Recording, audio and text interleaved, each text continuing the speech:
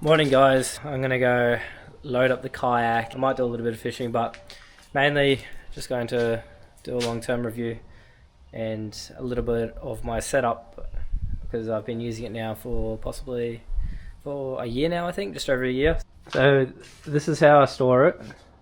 My dad and I made up a kayak pulley system, and you wind it up, and then I just add these two straps to take the weight of the kayak. So yeah.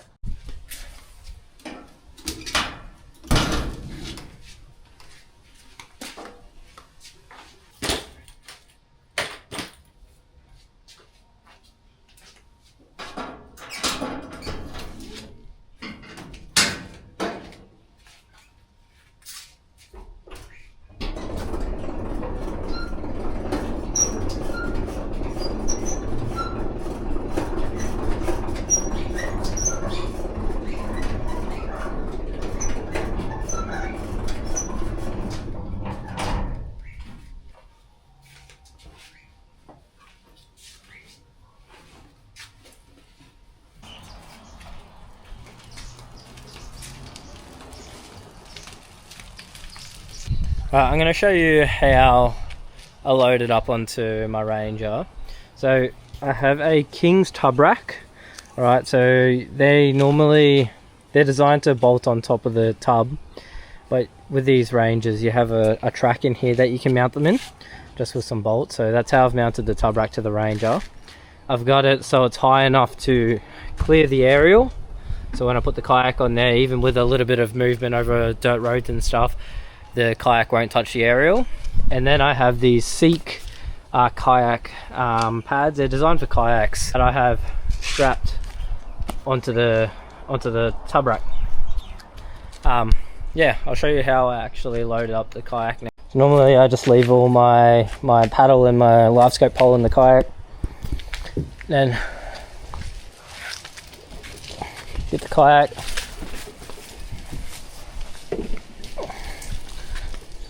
come on a diagonal like this. Make sure you're clearing your bumper. I usually line the back of the kayak to about the center of the tow ball. Hopefully you can see that, to about the center of the tow ball. Sometimes if you're doing this with this kayak or whatever, you'll want to lay a foam pad. Sometimes I lay a foam pad, like, you know, those big foam pads, square tiles that you can get.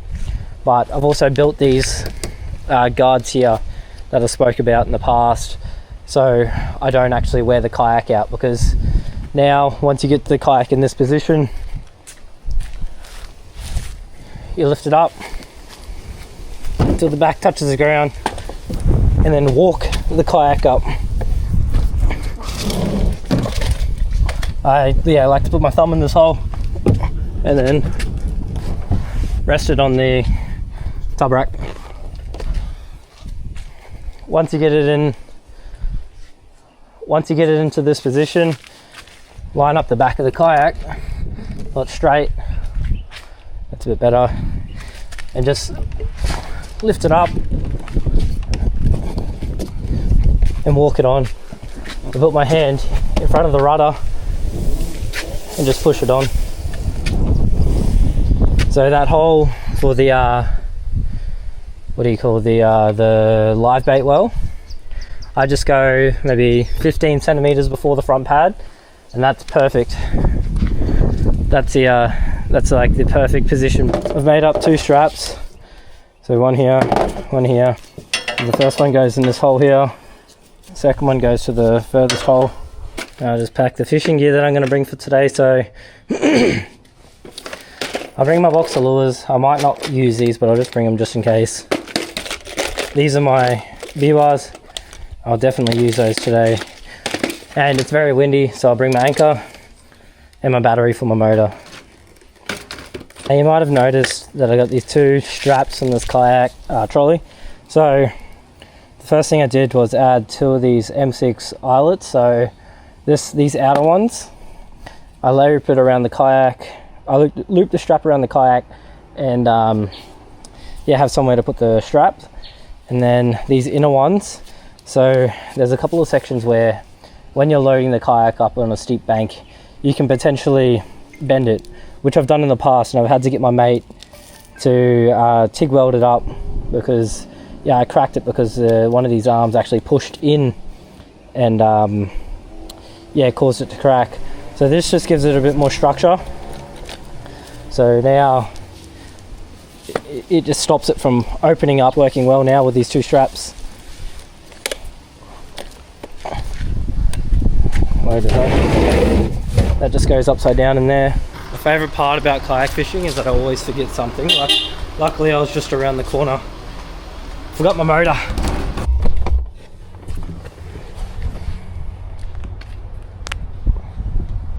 Now the way I take it off is the same way I put it on, but just in reverse. Undo the straps. Here, put the trolley about there.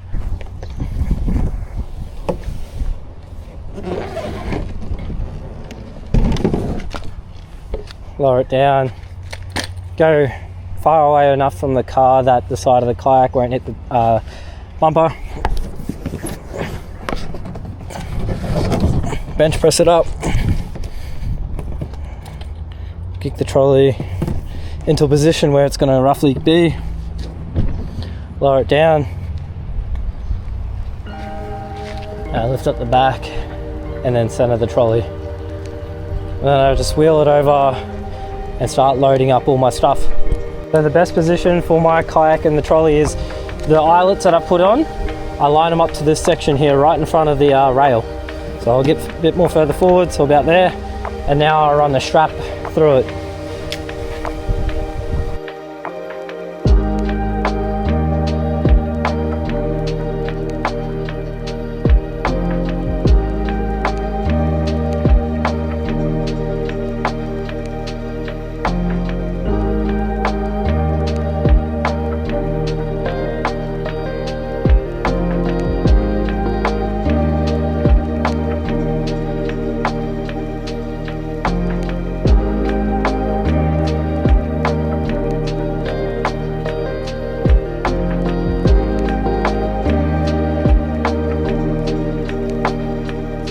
The worst part about kayak fishing, I think, is the amount of time it takes to load and unload the kayak. So with it fully loaded like this, it is going to be impossible to load it up on top of the tub rack. So it's, I think, unloaded, it's like 45 kilos. That gets old really quick, especially after long night sessions. It's like the last thing you want to do is lift up a heavy kayak on the tub. And then unloading it and then loading it and filling it all up full of all the fishing gear. That's probably the most negative part about it, but it does beat having a trailer in the fact that I don't have to pay rego and I can just wheel it down to any bank I want and fish any section that I want. This is one of the main parts that I fish. So you can see it has a slight little slope into a nice easy section. So this part's okay to unload and load, but further down is a steep bank and that's very hard to load and unload the kayak. Wow, very windy today. It's going to be very hard trying to fish, so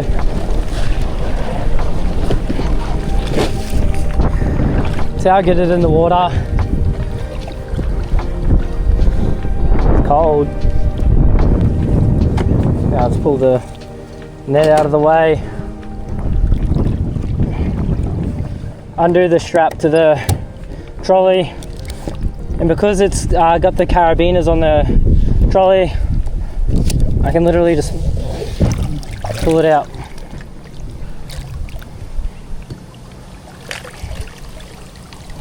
Shake her full of water, and then I just set it up on the back here.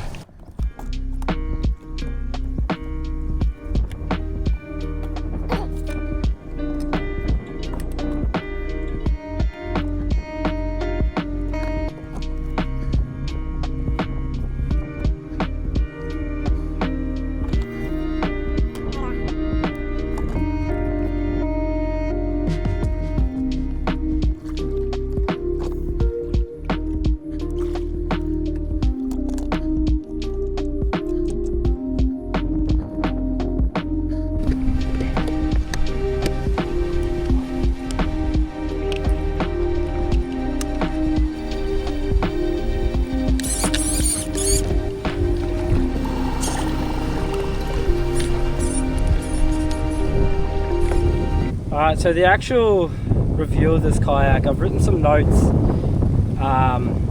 over the time of owning this kayak, and things that I think are very important in a kayak build. So the first thing that I wrote was that the transducer well underneath the kayak is too small. So what I mean by that is that it doesn't fit a GT56. Okay, so you could possibly fit the GT56 up in the well without the mount, but then that's not correct, right? So I would like in future to be able to fit the GT56 or even bigger transducers inside the kayak without any dramas. I think I mentioned in my first video that these bar rails, okay, they can spin inside the plastic. So what I've done is, where the bar rail meets the plastic, I've drilled a hole and inserted a nut-cert on the inside of the rail and a bolt. So that clamps the bar rail to the plastic mount itself. Alright, so then now the bar rail doesn't spin. So on this side, you can see I've got my live scope pole and my mount and another mount. Right, there's a lot of weight on that one rail, and there's no specification on what these rails are rated to. I noticed after a period of time this back piece was getting loose, so I tightened it up and then it was still getting loose. So then I opened it up and I found that the nut-cert is starting to crack. So the material around the nut-cert is starting to crack. This would be because of all the weight and me driving with the live scope pole in the water. These plastic mounts, the bottom section isn't flush. So the outer perimeter of the plastic mount sits lower than the actual centerpiece. So this means when you tighten the bolt, you're pulling the nut-cert up, and that's also adding a bit more stress. So I've also added a washer on top of the nut-cert, so now that the plastic piece can actually clamp down on the kayak. And also I've made this plate for my live scope pole. So you can see this plate secures to the rail, then secures to the seat base rail. I've also added this clamp here, so now this rail is solid. It takes a lot of force to move it. So in doing this, I wish I knew this before I bought the kayak. That rail is completely supported by the seat and the seat rail and the plate that I've made. Another thing are those keel guards that I made. So they're made out of Bunnings garden edging, and I've just heated them up a lot and molded them to the kayak. The Kydex ones are okay. They're a lot thinner and they'll wear out a lot quicker. The only problem with these the ones that I've made is that they're so thick that they take a bit of skill to maneuver and heat up and mold to the correct shape. But it's really worth it in the long run, because then you're making less keel guards over a period of time. Like I've had this over a year and I haven't replaced the front one. I've replaced the rear ones once already, but yeah, that's just another thing to keep in mind. It's really good because it protects the whole kayak from how I maneuver this kayak on the ground when lifting it up on the car and stuff like that. Another thing that I've done is I've reversed the paddle, these retainers. So these plastic bits. So you can see I have a what do you call them? A track nut here and a track nut here, and where the retainer is, I've put it in the handle. So originally this clip was up here, and the end pieces were here in here. It is honestly impossible to use those retainers. Yeah, it's honestly impossible to use those retainers when they're in that position. Like it takes a lot of mucking around to try to get your fingers under there and wrap them over the paddle. You can get bar rail spacers, but then I don't want to add any more. In doing that, you would lift up the rail and cause more rotational tension on the bar rails, and to me it's just not worth it. Doing what I've done is extremely good, and it just makes life so much easier, especially trying to get this cord around the paddle. It's so much easier than how it was before. Look at this guy in the scooter. Another thing too, oh look at him go.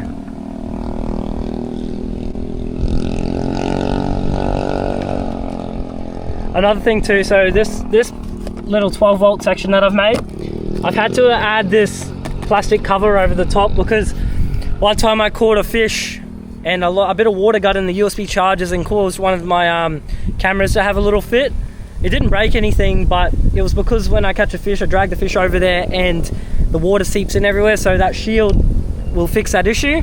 Now, this kayak is very stable, okay? The way I would explain it to someone is that it's so stable that you can stand up and fish off it, but you cannot step on this kayak. You cannot comfortably take a couple of steps on this kayak.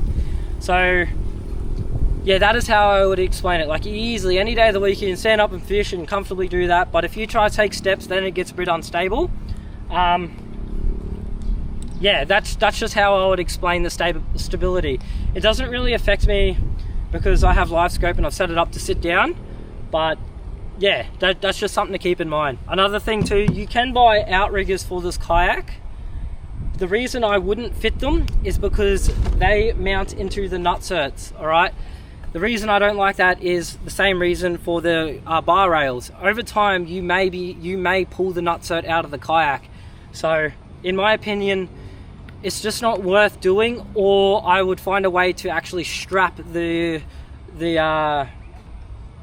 outriggers to the kayak, so that way the nutserts aren't taking the load. This kayak is very comfortable. Like, the higher seat and the way the seat is positioned, I've gone long sessions without being uncomfortable. Like, it's very comfortable. Like, if you want even more comfort, then add a cushion to the seat, but for what it is right now, it is extremely comfortable. And yeah, as long as you're hydrated, you won't be getting cramps on this kayak. So the deck pads, the orange deck pads, I didn't really ever know much about them, but I am so glad that I got them. They are actually very comfortable, and you really do notice it over a long period of time, especially with your heels on the kayak. Like, it's just a little thing that I didn't know was really good until I had. So if you're gonna buy one, make sure you get the deck pads because they're very comfortable and it makes it look good. Like, it changes the whole look of the kayak completely. Two things now. So I'm not really a fan of this bag. I've never really been a fan of these kayak bags because this can break, and it could be better. I would prefer like a plastic tub that was removable or had some shape or style to it to fit electronics better or something like that. I don't know, something like that would have been better. And same for this center console. I had to make this this plate that fits here so I can sit my phone and some other stuff up there. But yeah, I would have preferred something that they made here and for the insert. From a fishing point of view, this kayak has done the job extremely well. Like, it has done everything that I've wanted it to, and it is better than what I thought. It is honestly probably, I would say, like, one of the best fishing kayaks out there, especially the price. When you compare the price to the higher, or to a different brand of kayak with similar style, you get a lot more than what you think, than what you realize. Like, I was in BCF the other day and I was comparing my kayak to the ones in there, which were like $5,000, and they had half the features of this, and I was just like, if I could go back again, I would still get this one over those kayaks.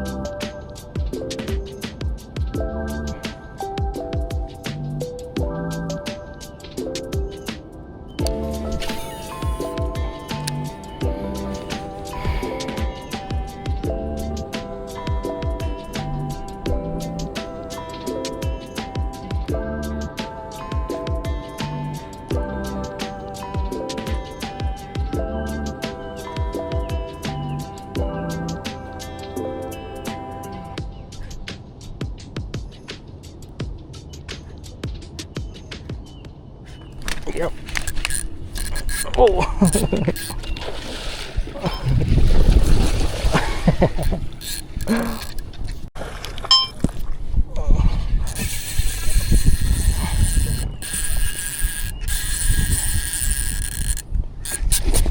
Oh, that's gonna be close to a meter.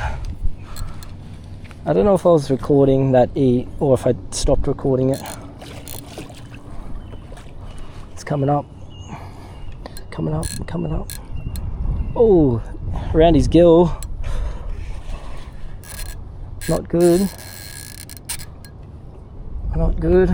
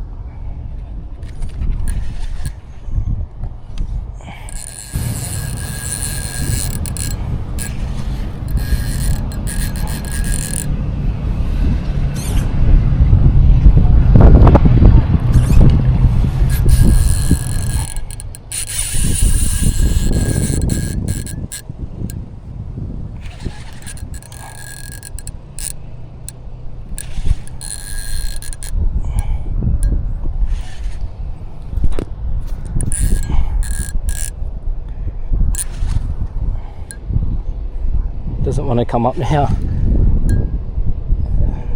Got thumb on the spool. Oh.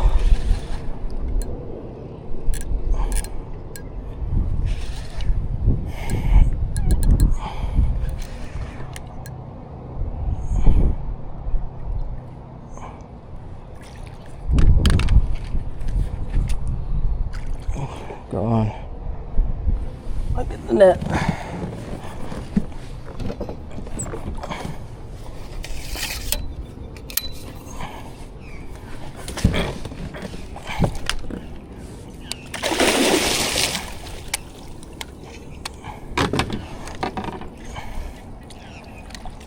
There you go.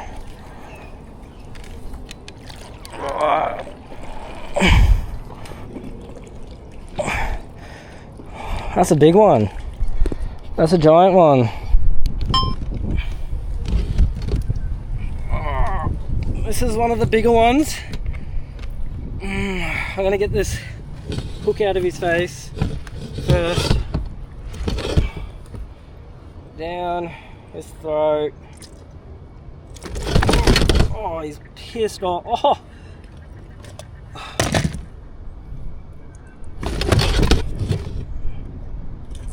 You're not gonna believe it, but he wasn't actually hooked. It was like it was sitting in his gills and like just around them. He wasn't actually hooked.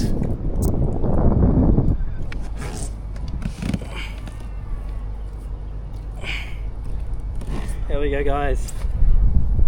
Oh my god. Ow. There we go. Spikes. Too many spikes. 1 meter on the dot. There it goes. It's gone. I think that's all I have to really say about this kayak. If you could please give the video a like, that would really help me out. And also, if you want to see some more videos on Nextgen kayaks, I highly recommend checking out the Kayaks to Fish YouTube channel, sorry. So Andrew runs that channel, and he posts some very quality content on there, and he gets really in depth on comparing his kayaks and modifications. Yeah, so I highly recommend you check out his channel, and yeah, give his channel a subscribe and a like. But yeah, as for this video, I don't regret my decision at all by buying this kayak. And yeah, there's only a few little things over the year that have been a problem, but I have found a way to fix them and work around them. And yeah, it's probably one of the best fishing kayaks that you can get in Australia for the price too. Now the good thing about pulling this kayak back out of the water, it's got these grooves under here, and you put your hands there instead of grabbing here, because there's nutserts holding this handle on, and you don't want to add all the stress to the nutserts. You'd rather pull the actual kayak. So grab in there,